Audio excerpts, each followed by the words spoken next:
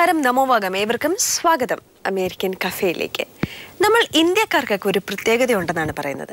ലോകത്തിൻ്റെ വിവിധ ഭാഗങ്ങളിൽ പോകുമ്പോൾ അതാത് രാജ്യങ്ങളിൽ ചെല്ലുമ്പോൾ ആ രാജ്യത്തെ നിയമങ്ങളെ കൃത്യമായി ഫോളോ ചെയ്യാൻ നമ്മൾ ഇന്ത്യക്കാർക്ക് അറിയാം എന്നാണ് പറയുന്നത്. അതായത് ഫോർ എക്സാമ്പിൾ, നമ്മൾ ലണ്ടനിൽ ചെല്ലുകയാണെങ്കിൽ അവിടെ നിലത്തൊന്നും വേസ്റ്റ് ഇടരുത് എന്ന് നമ്മൾക്കറിയാം. നമ്മൾ ദുബായിൽ പോയി താമസിക്കുകയാണെങ്കിൽ അവിടെ വഴിയിലൂടെ വണ്ടി ഓടിക്കുന്ന സമയത്ത് കൃത്യമായിട്ട് ഓരോ ട്രാഫിക് നിയമങ്ങളും പാലിക്കണം എന്ന് നമുക്കറിയാം.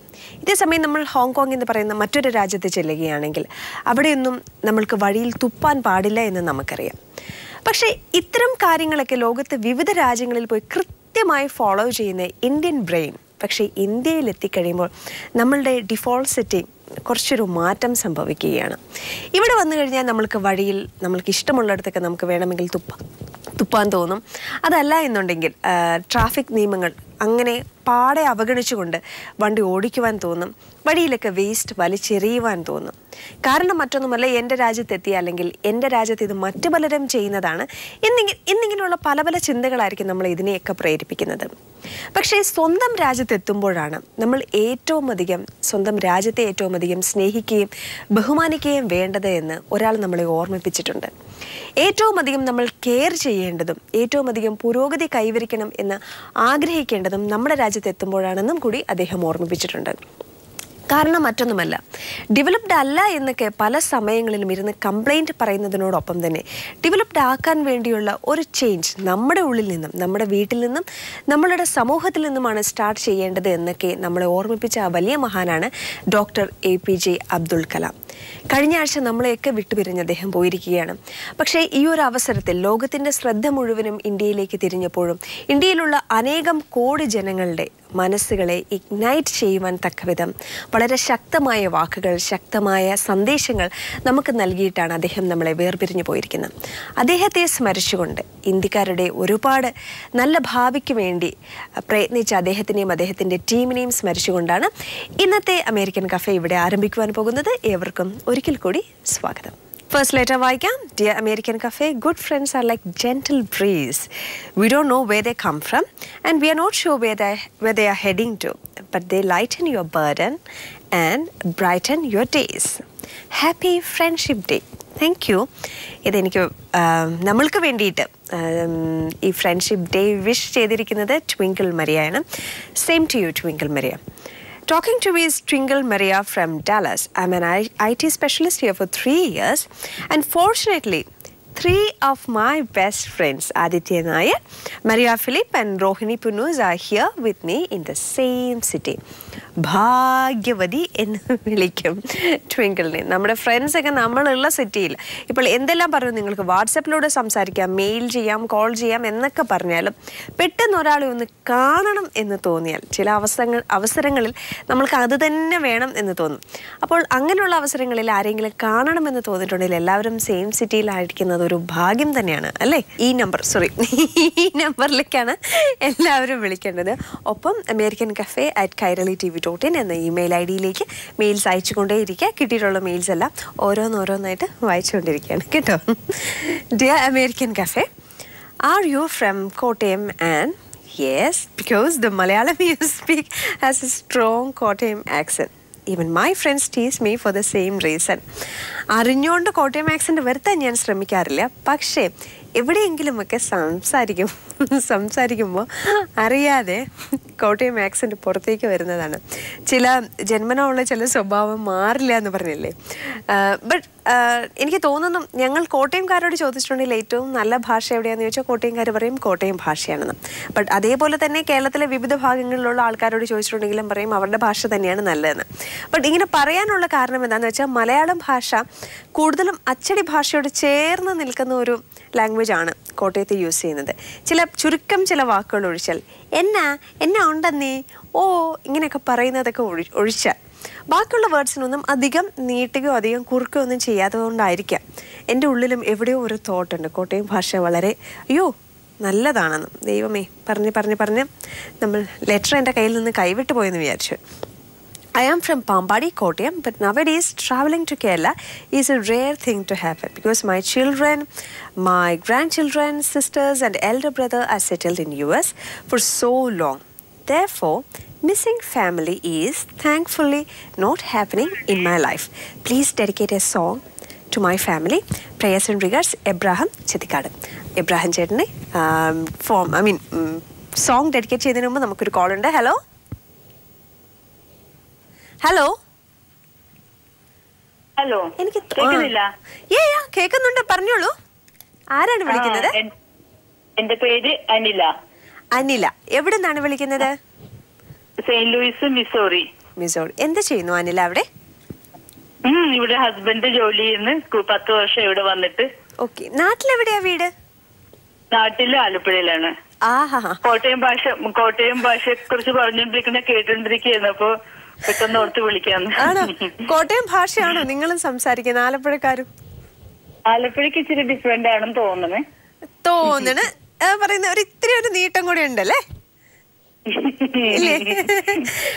ആലപ്പുഴക്കാരുടെ നല്ല എന്താ പറയാ, മാങ്ങയിട്ട മീൻകറിയൊക്കെ വെക്കാൻ അറിയോ? വെക്കും നന്നായിട്ട് കറിയൊക്കെ വെക്കും. മീൻകറി മാങ്ങയിട്ട് പാലൊക്കെ ഒഴിച്ചിട്ടാണ് വെക്കുന്നത്. കോട്ടയത്തൊക്കെ വേറെ കറിയല്ലേ വെക്കുന്നത്? ആണല്ലേ. ഞങ്ങള് സാധാരണ കുടംപുളി ഇട്ടാണ് വെക്കുന്നത്. നമ്മള് കൊടംപുളി ഇട്ട് വെക്കും. പക്ഷെ മാങ്ങയുള്ള സമയത്ത് മാങ്ങയും തേങ്ങയൊക്കെ അരച്ചിട്ടുള്ള കറികൾ ആണല്ലേ. അല്ല, പൊതുവെ നിങ്ങൾ കേരളത്തിന്റെ ക്യൂസീൻ എന്ന് പറയുമ്പോൾ ഏറ്റവും എനിക്ക് വളരെ ഇൻട്രസ്റ്റിംഗ് ആയിട്ട് തോന്നിയിട്ടുള്ള ഒന്ന് നിങ്ങൾ ആലപ്പുഴക്കാരുടെ മീൻകറിയാണ്. പിന്നെ കാലിക്കറ്റിലേക്ക് പോകുമ്പോൾ അവരുടേതായിട്ടുള്ള ചില സ്പെഷ്യാലിറ്റീസ് ഉണ്ടാവും. എന്താ പറയാ, ഈ നോൺ വെജ് ഐറ്റംസ് ഒക്കെ അങ്ങോട്ടേക്ക് കുറച്ച് ഡിഫറെന്റ് ആയിട്ടുള്ള ടേസ്റ്റ് ആണ്. പക്ഷെ ഫിഷ് കറി വെക്കുന്നതിൽ നിങ്ങളെ വെല്ലാൻ ആരുമില്ല എന്നാണ് എനിക്ക് തോന്നുന്നത്. എന്റെ അഭിപ്രായത്തോട് യോജിക്കുന്ന ഒരുപാട് സുഹൃത്തുക്കളുണ്ടോ അനിലേക്ക്? എന്ന് പറയുന്നുണ്ട്. ആണല്ലേ. ഓക്കെ, അവിടെ ചെന്ന് നാട്ടിൽ നിന്ന് പോകുമ്പോ കുടംപുളിയൊക്കെ കൊണ്ടുപോവോ? കുടംപുളി കൊണ്ടുവരും. നാട്ടിൽ നിന്ന് വരുമ്പോ കൊണ്ടുവരും. വീട്ടിലുണ്ടോ പുളിമരമൊക്കെ? നാട്ടിൽ നമ്മൾ മേടിക്കുന്നതാണ്. ഇവിടെ ഞങ്ങൾ താമസിക്കുന്ന സ്ഥലത്ത് കുടംപുളി കിട്ടാൻ പാടാണ്. ആണല്ലേ. നാട്ടിൽ നിന്ന് കൊണ്ടുവരുന്നതേ ഉള്ളൂ. എങ്കിലും സാധാരണ നാട്ടിൽ നിന്ന് പോകുമ്പോൾ എന്തൊക്കെ സാധനങ്ങളാണ് നോർമലി പാക്ക് ചെയ്യുക? ഒരു പ്രധാനപ്പെട്ട ഒരു 5 സാധനം നാട്ടിൽ നിന്ന് പോകുമ്പോൾ എന്തായാലും അത് ഇല്ലാണ്ട് പോകാൻ പറ്റില്ല എന്ന് തോന്നുന്നത് എന്തൊക്കെയായിരിക്കും? ഞാൻ സാധാരണ കുടംപുളി മസ്റ്റ് എന്തായാലും കൊണ്ടുവരും. പിന്നെ നമ്മുടെ മുളക് പൊടി, മല്ലിപ്പൊടി, സാമ്പാർ പൊടി, അങ്ങനത്തെ സാധനങ്ങളെല്ലാം. പിരിയ മുളക്, വേറൊരു മുളക് പൊടി ഉണ്ടല്ലോ എരിവില്ലാത്ത, അതിന്റെ പൗഡർ ആക്കി അതൊക്കെ 2 കിലോ 3 കിലോ. കാശ്മീരി മുളക് പൊടി, കാശ്മീരി ചില്ലി പൗഡർ. പിന്നെ അതൊക്കെ മുളക്, അതിന്റെ പൗഡർ, അങ്ങനെയെല്ലാം അങ്ങനത്തെ സാധനങ്ങൾ കൊണ്ടുവരും. പിന്നെ ഇപ്പൊ ചിപ്സ് അങ്ങനെ ഇങ്ങനെയൊക്കെ ഉള്ള ഇപ്പൊ ഇച്ചിരി കുറച്ചൊക്കെ ഫ്രണ്ട്സിനൊക്കെ കൊണ്ടുവരണമെങ്കിൽ. എങ്കിലും അനില ഉണ്ടാക്കുന്ന ഭക്ഷണത്തിൽ ഫ്രണ്ട്സിനൊക്കെ ഏറ്റവും ഇഷ്ടം ഏതാണ്? ഡക്ക് കറി, ഷ്രിമ്പ് കറി. ആണല്ലേ. അയ്യോ, അപ്പൊ എന്തായാലും ഇത്തരം വിശേഷങ്ങളൊക്കെ പങ്കുവെച്ച് കഴിഞ്ഞിരിക്കുന്നു. അനിലയുടെ ഹസ്ബൻഡിന്റെയും കുട്ടികളുടെയും കൂടെ പേരുകൾ പറഞ്ഞോളൂ, നമ്മൾക്ക് വേഗം സോങ് ഡെഡിക്കേറ്റ് ചെയ്യാം. ഹസ്ബൻഡ് ഏലിയാസ്, എന്റെ മോൻ റിറ്റു. ഒരു മോനേ ഉള്ളൂ. ഓക്കെ. സൺഡേ എന്ന ദിവസത്തിന്റെ പ്രത്യേകത എന്താണെന്നറിയാമോ? നമ്മൾക്ക് ആവശ്യമുള്ള കാര്യങ്ങൾ സാധാരണ ദിവസങ്ങളിൽ ചെയ്യുന്നത് പോലെ തന്നെ സൺഡേ നമ്മൾ വീട്ടിലിരിക്കുമ്പോൾ ചെയ്യാനുള്ള കുറേ കാര്യങ്ങളുണ്ടായിരിക്കും. പക്ഷേ സൺഡേയുടെ ഈവനിങ് എന്ന് പറയുന്നത് നമ്മൾക്ക് ഇഷ്ടമുള്ള കാര്യങ്ങൾ മാത്രം ചെയ്യാനുള്ളതാണ്. അതുകൊണ്ടാണ് sometimes Sunday is called a fun day. അപ്പോൾ ഈ ഫൺ ഡേയിൽ നിങ്ങൾക്ക് കാണുവാൻ വേണ്ടി ഇനിയും ഒരുപാട് ഫണി ആയിട്ടുള്ള മെയിൽസ് ഉണ്ട്, കോൾസ് ഉണ്ട്. വളരെ ഫാസ്റ്റ് ആയിട്ട് ലെറ്റർ വായിക്കണം, കാരണം എപ്പോഴാണ് ഒരു കോളിന്റെ മണിമുഴക്കം കേൾക്കുന്നതെന്ന് അറിയില്ല. അപ്പോൾ കഴിഞ്ഞ മെയിലിൽ അത് പറയാനുള്ളൊരു കാര്യമുണ്ടായിരുന്നു. അദ്ദേഹത്തിൻ്റെ കൊച്ചുമകൾ മിഷേൽ ടോണിക്ക് വേണ്ടിയിട്ടായിരുന്നു ആ ഒരു സോങ് ഡെഡിക്കേറ്റ് ചെയ്യാൻ പറഞ്ഞിരിക്കുന്നത്. മകൻ ടോണി, കൊച്ചുമകൾ മിഷേൽ ടോണി. അപ്പോൾ ഞാനത് ഒന്നുകൂടെ പറയാണ് കേട്ടോ. സോറി, നമ്മൾക്ക് അതിനിടയിൽ ഒരു കോൾ വന്നത് കൊണ്ടാണ് പെട്ടെന്ന് അത് കംപ്ലീറ്റ് ചെയ്യാൻ പറ്റാത്തത്. അടുത്ത എഴുത്തയച്ചിരിക്കുന്നത് ശ്രീജിത്ത് കണ്ണനാണ്. ശ്രീജിത്ത് കണ്ണൻ പ്രത്യേകമായിട്ടുള്ളൊരു കാര്യമാണ് എഴുതിയിരിക്കുന്നത്. ആൻഡ് ഞാൻ ഫോർവേഡ് ചെയ്യുന്ന ഈ മെയിൽ പ്രധാനപ്പെട്ട ഒരു കാര്യമാണ് എനിക്ക് പറയാനുള്ളത്. കുറേ നാളുകൾക്ക് മുൻപ് ബംഗാളിൽ ഒരു ഗ്രാമത്തിൽ സോഷ്യൽ സർവീസിൽപ്പെട്ടവർ ചെന്ന് അവിടെ വെച്ച് ആ ആൾക്കാർക്ക് വീടുകൾ വെച്ച് കൊടുക്കുന്ന പദ്ധതിയുടെ ഭാഗമായി അവിടെ ചെന്നപ്പോഴുണ്ടായ ചില കാഴ്ചകളെക്കുറിച്ചാണ് ഞാൻ പറയുന്നത്. മിക്ക ആളുകൾക്കും നേരാവണ്ണം വീടില്ല, ദാരിദ്ര്യത്തിൻ്റെ അങ്ങേയറ്റം. എല്ലാവരുടെയും ദിവസ വരുമാനം മാക്സിമം 50 രൂപ. ഉച്ചയ്ക്ക് 2 മണിയായാൽ എല്ലാവരും ജോലിയൊക്കെ തീർത്ത് നമ്മുടെ നാട്ടിലെ പോലെയുള്ള കലുങ്കുകളിൽ ഒക്കെ ഇരുന്ന് തമാശയും കളിയും പറഞ്ഞിരിക്കും. പക്ഷെ രസം അതല്ല, അവരൊക്കെ ജീവിതത്തിൽ വളരെയധികം സന്തുഷ്ടരാണ്. അവർക്കുള്ളത് ദാരിദ്ര്യം മാത്രമാണ്. എന്നാൽ ദാരിദ്ര്യത്തെക്കാൾ കഠിനമായ ജീവിതത്തിൽ ഒന്നുണ്ട്, അതാണ് ആപേക്ഷിക ദാരിദ്ര്യം. ബ്രാക്കറ്റിൽ എഴുതി തന്നിരിക്കുന്നു, റിലേറ്റീവ് പോവർട്ടി. ഇത് പറഞ്ഞ എന്താണെന്ന് വെച്ചാൽ നമുക്കൊക്കെ സൗഭാഗ്യങ്ങളുണ്ട്. ഇരുനില വീടുകളും ബ്രാൻഡഡ് ക്ലോത്ത്സും കാറും ഒക്കെ ഉണ്ടായിട്ടും നമ്മൾക്ക് വളരെയധികം ടെൻഷനുകളാണ്. അവർ ആ ബംഗാളി ഗ്രാമവാസികൾ ചുറ്റും നോക്കുമ്പോൾ കാണുന്നത് അവരുടെ അതേ നിലവാരമുള്ള ആൾക്കാർ, അതേ വലുപ്പമുള്ള വീടുകൾ, എല്ലാവരും സമന്മാർ. അതിനപ്പുറമുള്ളൊരു സൗഭാഗ്യം അവർക്കറിയില്ല, അവർ കണ്ടിട്ടില്ല. So they are happy with their life. എന്നാൽ നമ്മളേക്കാൾ പണമുള്ളവനെ നോക്കി സ്വയം ദരിദ്രനാവാൻ വേണ്ടി കഷ്ടപ്പെടുകയാണ്. നമ്മൾ ആരും തന്നെ ജോലി ചെയ്തത് മനുഷ്യന്റെ ബേസിക് നീഡ്സായ ഫുഡ്, ക്ലോത്ത്, ഷെൽട്ടർ എന്നിവയ്ക്ക് വേണ്ടിയുള്ള എന്നതാണ് രസം. അടുത്തുള്ളവനേക്കാൾ വലിയ വീട് കെട്ടാൻ, അവനേക്കാൾ വില കൂടിയ വാഹനങ്ങൾ നേടാൻ, അതിനേക്കാൾ ആഡംബരത്തിൽ കല്യാണങ്ങൾ നടത്താൻ അതിന് കഴിയാതെ വരുമ്പോൾ നമ്മുടെ ടെൻഷൻ കൂടുന്നു, നാം നമ്മുടെ മനസ്സിൽ ദരിദ്രർ ആകുന്നു. അപ്പോൾ ഇത്തരം അവസ്ഥകളിൽ പലപ്പോഴും നമ്മൾ മലയാളികളാണ് ഏറ്റവും അധികം ടെൻഷൻ അടിക്കുന്നതും ഏറ്റവും അധികം ദാരിദ്ര്യമുണ്ടെന്ന് മനസ്സിൽ തന്നെ വിളിച്ചു പറയുന്നത്. അയ്യോ ശ്രീജിത്ത് കണ്ണൂർ, ഞാൻ ഇത് ലെറ്റർ കംപ്ലീറ്റ് ചെയ്യാം. ഹലോ ഹലോ ഹലോ, യെസ്, ആരാണ് സംസാരിക്കുന്നത്? ഞാൻ ശൈലജ. എവിടുന്ന് വിളിക്കുന്നു? ന്യൂജേഴ്സിന്ന്. പറയൂ. ന്യൂജേഴ്സിന്ന്. ഉറക്കെ സംസാരിക്കോ? ഞാൻ ശൈലജ, ന്യൂജേഴ്സിന്ന് വിളിക്കുന്നു. ഓക്കെ, എന്ത് ചെയ്യുന്നു അവിടെ? ഞാൻ വർക്ക് ചെയ്യുന്നുണ്ട്. ഓക്കെ, എത്ര വർഷമായി? 20 വർഷമായി. 20 വർഷം. അല്പം കൂടെ ഉറക്കെ സംസാരിക്കാമോ? നമ്മൾ ഇത്ര ദൂരെ നിന്നല്ലേ വിളിക്കുന്നത്. സംസാരിക്കാം. ഞാൻ ഇവിടെ 20 വർഷമായി. ഓക്കെ, നാട്ടിലെവിടെയാണ് വീട്? നാട്ടില് തൃപ്പൂണിത്തറ. തൃപ്പൂണിത്തറ നല്ല വളരെ കലാപാരമ്പര്യവും ഒക്കെ ഉള്ള ഒരു നല്ലൊരു സ്ഥലമല്ലേ തൃപ്പൂണിത്തറ? നിറച്ചും അമ്പലങ്ങളൊക്കെ ഉള്ള. ശൈലജ നാട്ടിലായിരുന്നപ്പോൾ എങ്ങനെയാണ് ദിവസവും അമ്പലത്തിലൊക്കെ പോവുകയും നിങ്ങളുടെ നാട്ടിലിങ്ങനെ വരുമ്പോൾ തൃപ്പൂണിത്തറയിലൊക്കെ മോർണിംഗ്സ് വളരെ ഭംഗിയുള്ളതായിട്ട് എനിക്ക് തോന്നിയിട്ടുണ്ട്. അമ്പലത്തിൽ നിന്നുള്ള രാവിലെയുള്ള സംഗീതമൊക്കെ കേൾക്കാം അല്ലേ? നാട്ടിലെ കുറിച്ചൊക്കെ ആലോചിക്കുമ്പോൾ അതൊക്കെ മിസ് ചെയ്യാറുണ്ടോ ശൈലജയ്ക്ക്? നമ്മൾ നന്നായിട്ട് മിസ് ചെയ്യാറുണ്ട്. എത്ര നാൾ കൂടുമ്പോഴാണ് നോർമലി നാട്ടിൽ വരാറുള്ളത്? എല്ലാ വർഷം പോകുന്നുണ്ട്. TV എവിടെ ഓൺ ചെയ്ത് വെച്ചിട്ടുണ്ടോ? TV ഓൺ ചെയ്ത് വെച്ചിട്ടുണ്ട്. അതൊന്ന് മ്യൂട്ട് ചെയ്യുമോ? കാരണം അതുകൊണ്ടാണെന്ന് തോന്നുന്നു നമ്മൾ സംസാരിക്കുന്നതിനിടയിൽ ഒരു ചെറിയ ഗ്യാപ്പ് വീണിരിക്കുന്നത്. മ്യൂട്ട് ചെയ്തോ? ചെയ്തു. Okay, thank you. അപ്പോൾ വീട്ടിൽ ആരൊക്കെയാണുള്ളതെന്ന് പറയൂ. US-ല് വീട്ടിലെ ഹസ്ബൻഡ്, 2 കുട്ടികൾ. കുട്ടികൾ എന്തൊക്കെ ചെയ്യുന്നു? കുട്ടികൾ രണ്ടുപേരും കോളേജിലാണ്. ഓക്കെ, അപ്പൊ കുറച്ചുകൂടെ ഫ്രീ ടൈം കിട്ടിയിട്ടുണ്ടാവും അല്ലേ ഇപ്പൊ? ഒക്കെ പക്ഷെ നോർമലി അതൊരു ബുദ്ധിമുട്ടുള്ള കാര്യമല്ലേ? വേറൊരു സ്ഥലത്ത്, പ്രത്യേകിച്ച് നമ്മുടെ ഫാമിലി മെമ്പേഴ്സ് ആരുമില്ലാത്തൊരു സ്ഥലത്ത് ചെറിയ കുട്ടികളെയൊക്കെ വളർത്തുന്ന ഒരു സമയം എന്ന് പറയുന്നത് വളരെ ബുദ്ധിമുട്ടുള്ള ഒരു സമയമല്ലേ? എങ്ങനെയായിരുന്നു ശൈലജയുടെ ആ കാലഘട്ടമൊക്കെ?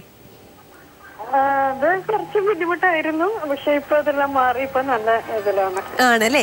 അപ്പൊ നിങ്ങൾ രണ്ടുപേരും തമ്മിൽ ഇങ്ങനെ വർക്ക് ടൈം ഒക്കെ അഡ്ജസ്റ്റ് ചെയ്യുമായിരുന്നോ? ഹസ്ബൻഡും ശൈലജയും ആ സമയത്ത് വർക്ക് ചെയ്യണ്ടായിരുന്നോ?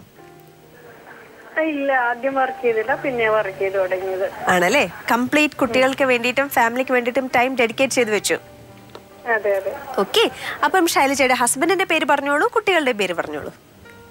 ഹസ്ബൻഡ് ദാസ്, കുട്ടികള് ഷിബി, ശ്യാം. ഓക്കെ, അപ്പം ഇവർ 3 പേർക്കും ഡെഡിക്കേറ്റ് ചെയ്തുകൊണ്ട് നമുക്ക് നല്ലൊരു സോങ് കാണാം അല്ലേ? ഓക്കെ, അപ്പോൾ ഇത്ര മുൻപ് ഞാൻ പറഞ്ഞു വെച്ചിരുന്ന സംഭവം ഞാൻ ആ ലെറ്റർ ഒന്ന് കംപ്ലീറ്റ് ചെയ്യട്ടെ കേട്ടോ. അപ്പോൾ അദ്ദേഹം പറയുന്നത് എന്താണെന്ന് വെച്ചാൽ, എല്ലാവരുടെയും പ്രശ്നം കൂടുതൽ സമ്പന്നനായവനെ നോക്കി സ്വയം ദരിദ്രനായി വിലയിരുത്തുക എന്നാണ്. ഇതിനാണ് ആപേക്ഷിക ദാരിദ്ര്യം എന്ന് പറയുന്നത്. നമ്മൾ മലയാളികളുടെ ഇടയിൽ ഏറ്റവും കൂടിയ ഒരു പ്രശ്നമായി തന്നെയാണ് ശ്രീജിത്ത് കണ്ണൻ ഇതിനെപ്പറ്റി പറഞ്ഞിരിക്കുന്നത്. താങ്ക്സ് കേട്ടോ. ഇതൊരു ഇൻഫർമേഷൻ തന്നെയാണ്. പലപ്പോഴും നമ്മുടെ ജീവിതത്തിൽ നമ്മൾ സംതൃപ്തരല്ലാത്തത് നമ്മളുടെ ജീവിതത്തിൽ എന്തെങ്കിലും കുറവുള്ളത് കൊണ്ടല്ല, മറ്റുള്ളവരുടെ ജീവിതത്തിൽ എന്തെങ്കിലും കൂടുതലുണ്ട് എന്ന് നമ്മൾക്കൊരു ഉള്ളിലൊരു തോന്നലുള്ളത് കൊണ്ടാണ് എന്ന് എവിടെയോ വായിച്ചു കേട്ടിട്ടുണ്ട്. അപ്പോൾ ഇത്തരം അവസ്ഥകളിലൊക്കെ വരുമ്പോഴും കുറേയധികം പോസിറ്റീവ് തോട്ട്സ് ജീവിതത്തിലേക്ക് കൊണ്ടുവരാൻ ശ്രമിക്കാം. പിന്നെ അവനവനുള്ളത് അതിപ്പം എന്തായാലും നല്ലതായാലും ചീത്തയായാലും നമ്മൾക്ക് വരാനുള്ളത് നമ്മൾക്ക് വേണ്ടി തന്നെ വരും എന്നൊരു വിശ്വാസത്തിൽ ജീവിതം മുൻപോട്ട് കൊണ്ടുപോകും. അപ്പോൾ നമ്മളെ കാത്ത് ഒരു ലെറ്റർ ഉണ്ട്. ലെറ്ററിന്റെ വിശേഷങ്ങളിലേക്ക് പോകാം. I am Anish Prabhakaran, a 10-year-old Pravasi from New York. I'm a sous chef here in an Italian restaurant. I had my graduation from Switzerland and immediately after that I joined my restaurant here. Though almost all my life I lived in Kuwait, deep inside my heart I am a farmer. Sorry Anish Prabhakaran, wait there. നമ്മൾ 5 മിനിറ്റിനുള്ളിൽ ഒരു call attend ചെയ്തിട്ട് തിരിച്ചെത്തുന്നതാണ്. Hello hello yes, ഉറക്കെ സംസാരിച്ചോ. അയ്യോ, hello, ആരാണ് സംസാരിക്കുന്നത്?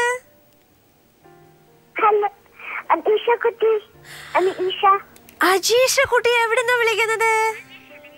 Isha. Okay, Isha കുട്ടിക്ക് എത്ര ഇയേഴ്സ് ആയി? 7. സോ സ്കൂളിലൊക്കെ പോവാറുണ്ട് അല്ലേ? ഓക്കെ, ഇന്ന് സൺഡേ ആയിട്ട് എന്താ ചെയ്തത് വീട്ടിലിരുന്നിട്ട്? ഞാനിവിടെ കളിച്ചു. എന്താ കളിച്ച? ആരാ കളിക്കാൻ കൂടെ ഉണ്ടായിരുന്നത്?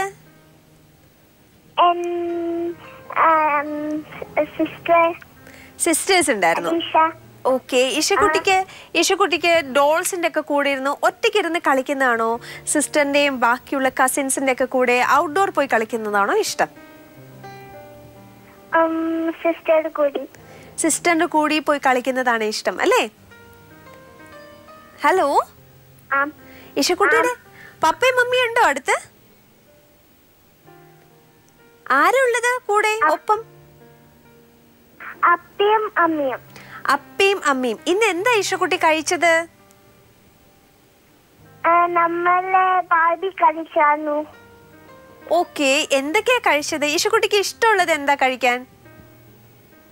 ചോക്ലേറ്റ്സ് ആണോ, റൈസ് ആണോ, ഐസ്ക്രീം ആണോ, നൂഡിൽസ് ആണോ? എന്താ മോക്ക് ഏറ്റവും ഇഷ്ടം കഴിക്കാൻ? ഐസ്ക്രീം. എത്ര ഐസ്ക്രീം കഴിക്കും ഒരു ദിവസം? 1 അല്ലേ? അതിൽ കൂടുതൽ കഴിച്ചാൽ എന്താ പ്രശ്നം? ആരാ വഴക്ക് പറയണത്? അമ്മയാണോ അച്ഛനാണോ? അയ്യോ, അമ്മ അങ്ങനെ വഴക്ക് പറയാൻ പാടുണ്ടോ? സാരില്ല കേട്ടോ, ഒരു ഐസ്ക്രീം കഴിച്ചാൽ മതി, അല്ലെങ്കിൽ നമുക്ക് ത്രോട്ടിനൊക്കെ പെയിൻ ഉണ്ടാവും കേട്ടോ. അമ്മയുണ്ടോ അടുത്ത്? ഓക്കെ, ഈശക്കുട്ടി ഒരു നല്ല പാട്ട് പാടോ? ഈശക്കുട്ടിക്ക് ഇഷ്ടമുള്ള ഒരു നല്ലൊരു സോങ്, ഇത്തിരി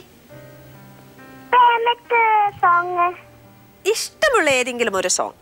ഈശക്കുട്ടിയുടെ സ്കൂളിൽ പഠിച്ച സോങ് ആയിക്കോട്ടെ, ടിവിയിൽ കാണുന്ന സോങ്, ഏതെങ്കിലും ഈശക്കുട്ടിക്ക് ഏറ്റവും ഇഷ്ടമുള്ള സോങ്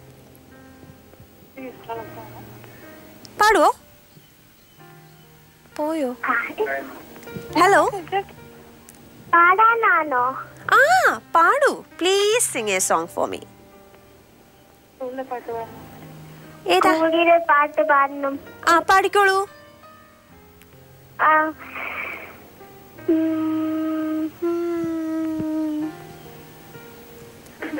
പാടൂ. Twinkle, twinkle, little star, how I wonder what you are. Up upon the world so high, like a diamond in the sky. Twinkle, twinkle, little star, how I wonder what you are. നന്നായിട്ടുണ്ട് കേട്ടോ. അപ്പൊ next time ഇനി വിളിക്കുമ്പോ മോള് ഒരു നല്ല Malayalam song പഠിപ്പിച്ചു തരാൻ മമ്മിയോട് പറയണം കേട്ടോ.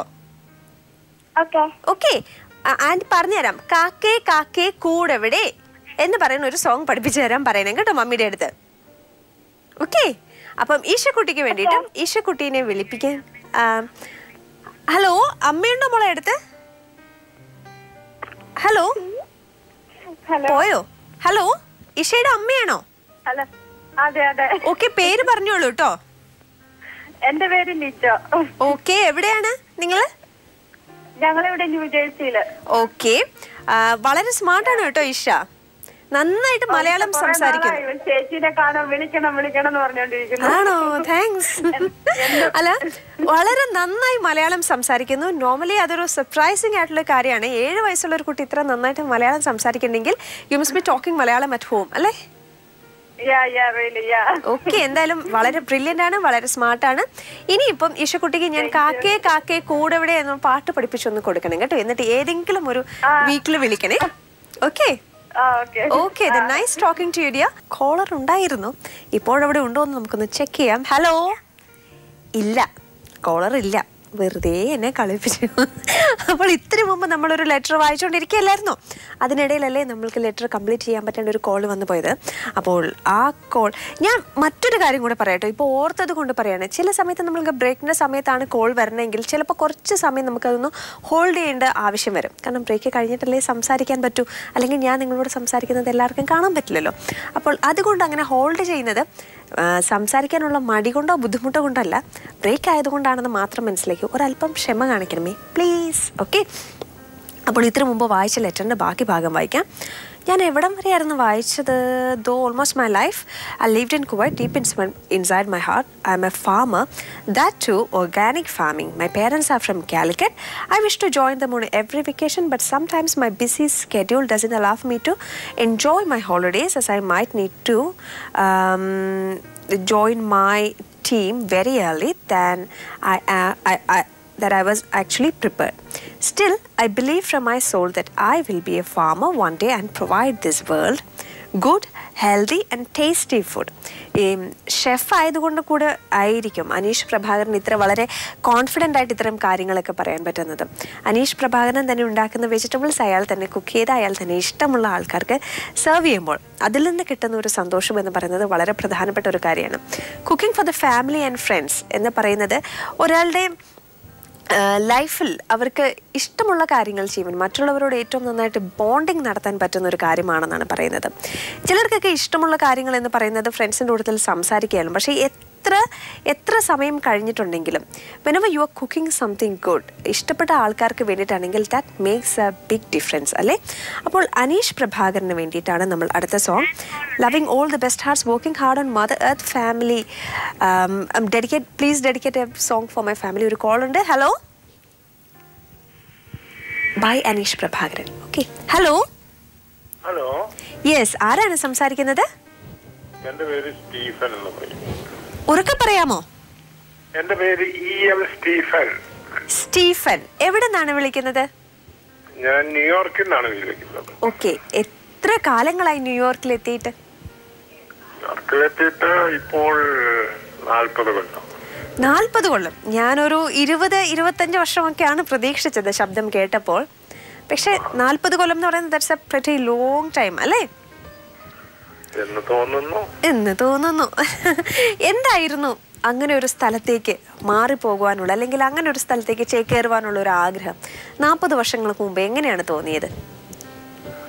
40 വർഷങ്ങൾക്ക് മുമ്പ് നാട്ടിലെ ജീവിതത്തിൽ നിന്ന് ഒരല്പം സാമ്പത്തിക പരാധീനതകൾ മാറ്റിയെടുക്കാം എന്ന നിലയിൽ പോന്നു. ഓക്കെ, അപ്പോൾ പോയപ്പോൾ ഇതുപോലെ 40 വർഷം, അതായത് ജീവിതത്തിന്റെ ഒരു മേജർ ഭാഗം അവിടെ ചെലവഴിക്കുമെന്നൊരു തോന്നലുണ്ടായിരുന്നു? അതോ ഒരു 4-5 വർഷങ്ങൾക്കൊക്കെ ശേഷം തിരിച്ചു വരുമെന്നൊരു തോന്നലായിരുന്നു ഉള്ളത്? അത് ചോദിച്ചാൽ 5, 6, 10 കൊല്ലത്തിനകം തിരിച്ചു വരുമെന്നുള്ള ഒരു ആഗ്രഹത്തിലാണ് പോയത് അല്ലേ? അതെ. ഓക്കെ, അപ്പോൾ അതിനിടയിൽ എത്ര വർഷങ്ങൾക്ക് ശേഷമായിരുന്നു വിവാഹം? വിവാഹം കഴിഞ്ഞാണ് പോന്നത്. ഓക്കെ, സോ അതിനുശേഷം പിന്നെ ജീവിതം ഏതാണ്ട് കംപ്ലീറ്റ് കാലങ്ങൾ അവിടെയായിരുന്നു. എത്ര നാൾ കൂടുമ്പോഴായിരുന്നു നാട്ടിലേക്ക് വരാറുള്ളത്? നാട്ടിലേക്ക് വരാറുള്ളത് എവരി ഇയർ. ഇപ്പോഴും വരാറുണ്ടോ എല്ലാ വർഷവും? ഇപ്പോൾ 2 പ്രാവശ്യം 3 പ്രാവശ്യം വരാറുണ്ട്. ആഹാ, അത് കേൾക്കുമ്പോൾ തന്നെ ഒരു സന്തോഷം കേട്ടോ സ്റ്റീഫൻ അങ്കിൾ. കാരണം ചിലരെങ്കിലും വിളിക്കുമ്പോൾ പറയും നാട്ടിലേക്ക് പോയിട്ട് 2 വർഷം 3 വർഷമൊക്കെ കഴിഞ്ഞു എന്ന്. ബട്ട് എനിക്ക് തോന്നുന്നു നിങ്ങളെപ്പോലെ കൂടുതൽ വർഷങ്ങൾ അവിടെ നിൽക്കുന്നവർക്കാണ് നാടിനോട് കൂടുതൽ ഇഷ്ടമുള്ളത് എന്ന്. പക്ഷെ കൂടെ യാത്ര ചെയ്യുമ്പോൾ പൊതുവെ ഫാമിലിയുടെ റിയാക്ഷൻ എന്താണ്? കുട്ടികൾക്കൊക്കെ നാട്ടിലേക്ക് വരാൻ ഇഷ്ടമുണ്ടോ? കണിശമായിട്ടും ഇഷ്ടമുണ്ട്. അവരെല്ലാവരും എല്ലാ വർഷവും വരുന്നതാണ്. ആണല്ലേ? Very nice to hear that. നാട്ടിൽ എവിടെയാണ് വീട്? എന്റെ വീട് ഉഴവൂർ എന്ന് പറയുന്ന ഗ്രാമത്തിലാണ്. കോട്ടയം, ഉഴവൂർ. കോട്ടയം അല്ലേ? അവിടെ ഉഴവൂർ ഒരു വലിയ കോളേജ് ഉണ്ട്, ഉഴവൂർ പള്ളിയുണ്ട് അല്ലേ? അവിടെ ഒരു ഹെൽത്ത് കെയർ സെന്ററും ഉണ്ട്. ഓക്കെ, അതിന്റെ അടുത്തായിട്ടാണോ വീട്? അതെ. ഓക്കെ, ഉഴവൂർ കോളേജിലൊക്കെ ഞാൻ പലതവണ വന്നിട്ടുണ്ട്. എൻ്റെ ചില ഫ്രണ്ട്സ് ഉണ്ട് ഉഴവൂരിൽ ജ്ഞാനായ സഭയിലുള്ള കുറെ ആൾക്കാരുണ്ടല്ലോ. അങ്കിൾ ജ്ഞാനായ സഭയിൽ ജ്ഞാനായ സഭ അല്ലേ? അങ്ങനെ സഭയുണ്ട്. ഓക്കെ, അങ്ങനെയല്ലേ പറയാ? കൃത്യമായിട്ട് പ്രൊനൗൺസ് ചെയ്യേണ്ടത് അങ്ങനെയല്ലേ? അത് തന്നെയാണ്. അതെ, അല്ല എനിക്ക് പണ്ട് തൊട്ടുള്ള ഒരു സംശയമാ, അതുകൊണ്ട് ചോദിച്ചാ കേട്ടോ. അപ്പൊ അങ്കിളുടെ വൈഫിന്റെയും കുട്ടികളുടെ ഒക്കെ പേര് പറഞ്ഞോളൂ. എന്റെ ഭാര്യ എന്ന് പറയുന്ന ആളുടെ പേര് ചിന്നമ്മ എന്ന് പറയും. Okay, Chinnamma aunty. പിന്നെ ചിന്നമ്മ ആന്റിയാ ചിന്നമ്മയാണ്. എന്റെ മകൻ എന്ന് പറയുന്നത് സനോജ് സ്റ്റീഫൻ എന്ന് പറയും. ഓക്കെ, പിന്നെ മകൾ എന്ന് പറയുന്നത് ഡെയ്സി സ്റ്റീഫൻ എന്ന് പറയും. ഓക്കെ, എനിക്കും എന്റെ ഡാഡിയുടെ സിസ്റ്ററിന്റെ പേരും ചിന്നമ്മയാണ്. അതാണ് പെട്ടെന്ന് കേട്ടപ്പോ തന്നെ ചിന്നമ്മ ആന്റി എന്ന് പറഞ്ഞു പോയത് കേട്ടോ. ഓ, വെരി ഗുഡ്. ഓക്കെ, ആന്റിയും അതുപോലെ തന്നെ ന്യൂയോർക്കിൽ തന്നെയാണ്. അതുകൊണ്ടാണ് പെട്ടെന്ന് കേട്ടപ്പോൾ എനിക്ക് റിലേറ്റ്. കെയർ ഓഫിലാണ് എന്റെ ജീവിതം. ഓ, എന്തായാലും അത് തുറന്ന് പറയുന്ന, അല്ലെങ്കിൽ അത് മറ്റുള്ളവരോട് പറയാൻ അഭിമാനമുള്ളത് തീർച്ചയായിട്ടും കേൾക്കുമ്പോൾ ഒരു സന്തോഷമുണ്ട്. കാരണം okay, that's very nice to hear that. ഇത്രയും ലവിങ് ആയിട്ടുള്ളൊരു കപ്പിളായിട്ട് നിങ്ങൾക്ക് ജീവിക്കാൻ പറ്റുന്നതും ഒരു വലിയ കാര്യം തന്നെ. May God bless you with all the good things in life. Ibrahim bin Adham എന്ന പേരുള്ള ഒരു സൂഫി വര്യൻ ഉണ്ടായിരുന്നു. അപ്പോൾ അദ്ദേഹത്തിൻ്റെ അടുത്ത് ഒരിക്കലും ഒരു വളരെ പണക്കാരനായിട്ടുള്ള ഒരാൾ കുറച്ച് പണം കൊടുത്തിട്ട് പറഞ്ഞു, എന്തെങ്കിലുമൊക്കെ നല്ല കാര്യങ്ങൾക്ക് ഉപയോഗിച്ചോളൂ, താങ്കൾക്ക് ഇഷ്ടമുള്ള കാര്യങ്ങൾ ചെയ്യുവാനായി ഇത് പ്രയോജനപ്പെടുത്തൂ എന്ന് പറഞ്ഞു. അപ്പോൾ ഇബ്രാഹിം ബിൻ അദ്ഹം പറഞ്ഞു, ഈ പൈസ എന്നേക്കാൾ കൂടുതൽ ആവശ്യം നിങ്ങൾക്കാണ് എന്ന് പറഞ്ഞു. അപ്പോൾ അദ്ദേഹം തിരിച്ചു പറഞ്ഞു, ഇല്ല, ഞാൻ വളരെ പണക്കാരനാണ്, എൻ്റെ കയ്യിൽ ഒരുപാട് പൈസയുണ്ട്, നിങ്ങൾക്കാണ് ആവശ്യം, നിങ്ങൾ ഒരുപാട് നല്ല കാര്യങ്ങൾ ചെയ്യുന്ന വ്യക്തിയല്ലേ എന്ന് പറഞ്ഞു. അപ്പോൾ ഇബ്രാഹിം പറഞ്ഞൊരു വാക്കുകളുണ്ട്. അദ്ദേഹം പറഞ്ഞു, പലപ്പോഴും പൈസ എന്നുള്ളത് അതിൻ്റെ ആവശ്യക്കാർക്കാണ് കൂടുതൽ വേണ്ടത്. നിങ്ങൾക്ക് പൈസ ഉണ്ട് എന്ന് പറഞ്ഞിട്ട് കാര്യമില്ല. നിങ്ങൾ ഓരോ ദിവസവും കൂടുതൽ പൈസ ഉണ്ടാക്കാൻ വേണ്ടി തത്രപ്പെടുകയാണ്.